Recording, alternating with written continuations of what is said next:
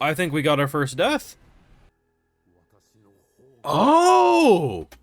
Casually taking his pupper out for a walk, like a good pet owner. Ah, yes. The pistol surely will do much against Clifford the Big Red Three-Headed Death Dog. Don't worry about me, son. I'm exactly where I want to be. Sure thing, talking head.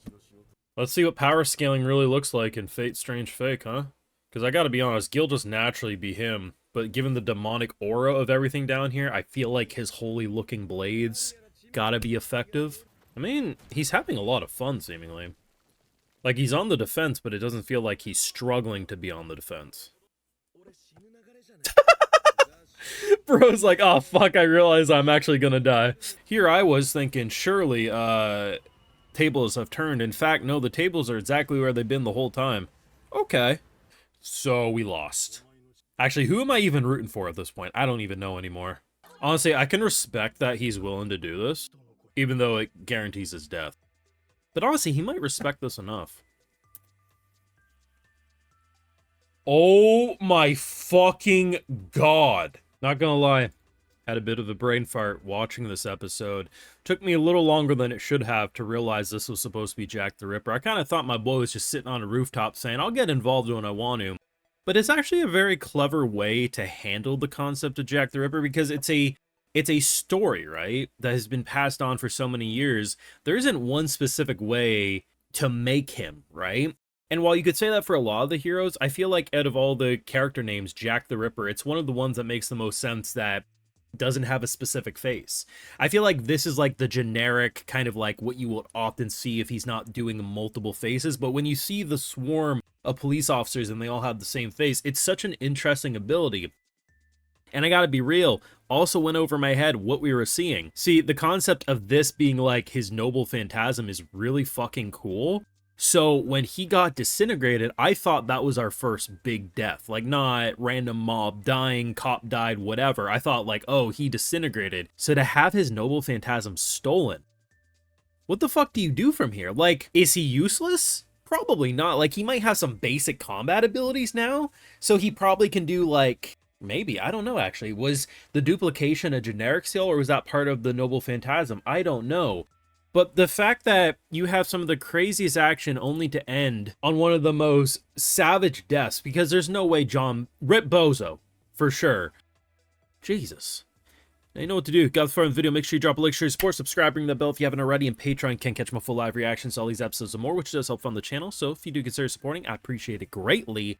Jesus, what an episode. I mean, pedal to the metal from damn near second one. I mean, seriously, we ended, last week's episode was Cerberus. People making the jokes about, you know, what a good neff, you know, taking uncle's dog out for a walk. And to be honest, I thought surely this was going to be the highlight of my episode, just because it's like every second this thing was just ripping through the crowd. It was animated wonderfully. And to be honest, dude was aura farming the whole time, but that's kind of the show in a nutshell. And then they also introduced Gil into the fight. So like, there's so many layers that you can be like, oh, this is going to be my favorite part. And at any point, you could probably pick any scene in this episode and someone could convince you why it was their favorite just because it was that action-packed. And when you essentially turn America into literal hell, well, more than normal, and you see lava, magma, and just the fact that you have essentially a demon in front of a group of cops and he's like, don't worry, I got this, guys. It's such a... This is still just like the intro, right? We are essentially still in introductions. What would season 2 look like? If this is the type of nonsense we're dealing with, season 2 is just going to be like nukes going off every other second, isn't it?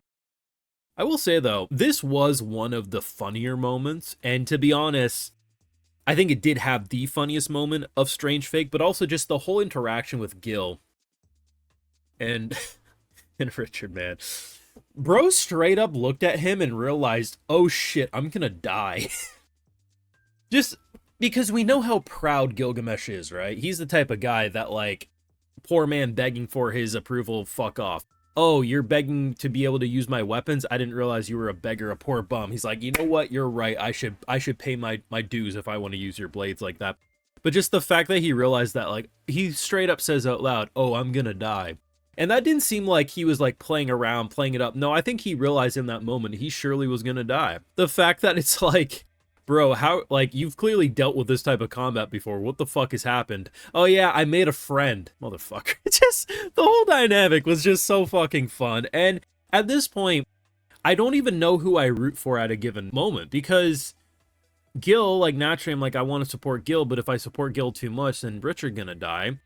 And then I'm like, man, bro's riding on a giant three-headed badass dog. I want to root for him, but his master's kind of a dick. But at the same time, Jack the Ripper's pretty fucking cool.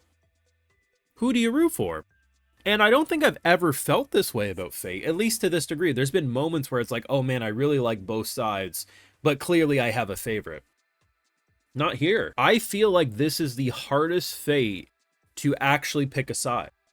And I think there's certain elements that are easier to root against, like when you see certain masters, but yeah, I mean, we've been having a pretty nice time being able to recruit a lot of allies as of late, but this is a Holy Grail war. Not everyone's going to be able to be allies, and I think Gilgamesh really showed that in this episode, but especially, like, that's just gone for good, right? Like, I guess maybe in theory, if you kill him, you get it back. Maybe that's going to be the gimmick. I'm not sure. It's so final boss feeling. Like this, maybe it's the lighting, but this is something that I'm like, oh, if I'm watching Fate Zero or I'm watching Unlimited Blade Works, right? This is the type of vibe at the end. Like, if you show this scene out of context, right? Sure, is it the most detailed thing ever? No.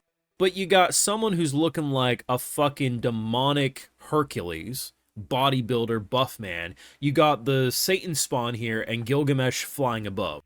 This is the final three of a Holy Grail war in any other Fate anime. And somehow this is just intro bullshit of Fate Strange Fake. And to be honest, these two might not even be anywhere close to the top of the power scaling when it's all said and done. What is truly going to happen by the... like, obviously they're going to give us season 2, right? Based on pacing, based on how little they're, like, rushing. Like, I assume season 2 will take a god-awful amount of time. But we're going to see it. The only way Fate Strange Fake falls off is if they rush season 2 and the quality is just absolute. Like, if it looks like Studio Dean's Fate Stay Night, like, maybe that's how people lose interest in this. Because otherwise, this is going to be in the running for most people's top 3. I could see a lot of people even saying their top 1 Fate anime when it's all said and done, basically. It's a really good fucking show. There's a lot of characters to keep up with, a lot of abilities, and the thing that's harder to understand about what's going to happen at any given notice is it doesn't function just by fate rules anymore. It is Strange Fake. It has all of the properties kind of interwoven now, and that's really engaging. But you can let me know what you thought down below. What was your favorite point of the episode? I think the concept of just him looking up at Gil and saying, I'm gonna die, is probably my overall favorite, but that fucking dude get thrown into the wall has to be a close second. Jesus. Top 3, fucking Noble Phantasm being stolen. Jesus. There's so much to like about this episode. What can I say? Your thoughts down below. Drop a like, share your support, subscribe, ring that bell, and Patreon for live reactions and exclusives do live over there. Like, hey, I love to give those video shoutouts to my patrons, because without them, you wouldn't see these YouTube videos at all. Alright, so today we got Jesse Kent, Kyle Kolachuk, Marsh, Hunter D. Lupin, Cosmonetto140, and we also have Zeno, so I appreciate the support, everyone. Please take care, and you have a good one.